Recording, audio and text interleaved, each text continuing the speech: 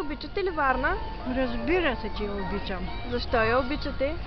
Защото тук съм пораснала, тук съм си родила децата, тук съм си отгледала и внуците. А искате ли да промените нещо в града? Искам да променя.